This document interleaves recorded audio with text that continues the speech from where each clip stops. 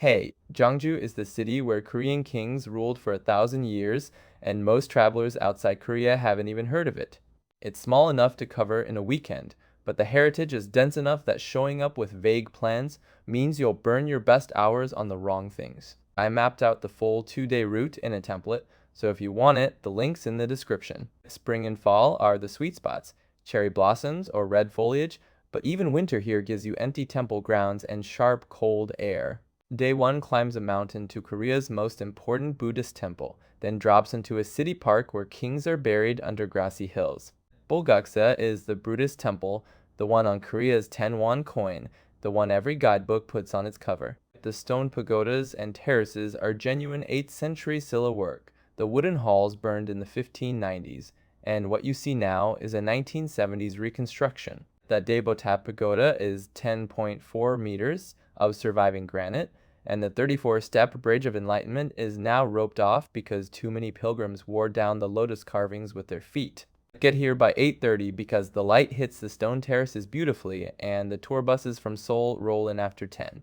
Seokguram is a man-made granite cave near the top of Tamsan Mountain, holding what's considered one of the finest Buddha sculptures in all of East Asia.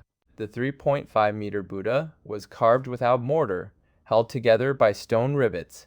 Then Japanese colonial restorers sealed it in concrete and asphalt, and the mold loved it. You view the Buddha through a glass wall. So this is really about a brief, quiet encounter with something extraordinary, not a long visit. Take the bus from Bulguksa because they share the same mountain. The walk up takes over an hour, and morning means smaller crowds at the glass. Daereungwon is a park in the middle of the city where 23 royal Silla tombs sit under enormous grassy mounds right between houses and roads. The Silla approach: pile earth and stone on top, let grass grow over it, dare looters to dig through 1,500 years later. Most of them failed. Only one tomb, Choma Chung, is open to walk inside.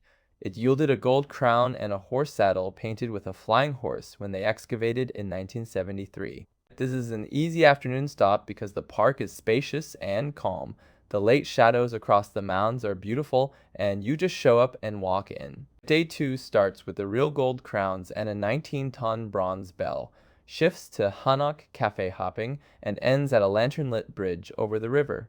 Everything you saw buried or excavated around Gyeongju, the actual originals, are in this museum. The divine bell of King Sungdeok weighs almost 19 tons, was cast in 771 and survived because nobody could figure out how to steal a 19-ton bell. The bell hall is the moment, massive bronze spotlit in a darkened room, sound on a loop, and the gold crown gallery glitters against black backgrounds. This is where yesterday clicks into place, because you finally see what actually came out of those tombs. Head straight to the gold crowns and bell hall first. Hwangnidan-gil is where present-day Gyeongju actually lives. A street of Hanok-roofed cafes, bakeries, and restaurants that's become the city's social center. Second-floor cafe terraces look out over traditional tile roofs with royal burial mounds visible in the distance. Ancient Silla capital, meet craft coffee. Warm pastries, the creak of old wooden floors, floor heating under you in winter. This is the break the itinerary needed.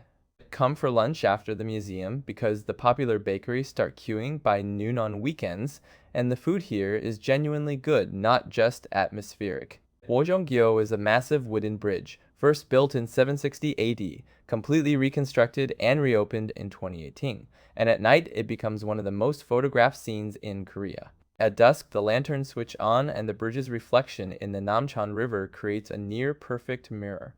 Painted beams and red lacquer glowing against a darkening sky.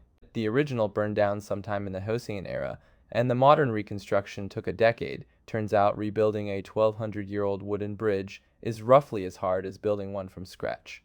This is the evening closer because the lights are the whole point. Walk from the center in about 15 minutes and try to catch the dusk transition.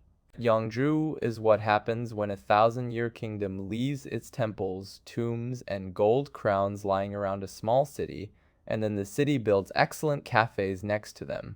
The whole 2-day route is in an editable template with a map view, links in the description and pinned comment. Grab it and adjust it for your trip. Let me know which stop you'd add or skip. I'm curious what people prioritize when they only have a weekend in Gyeongju.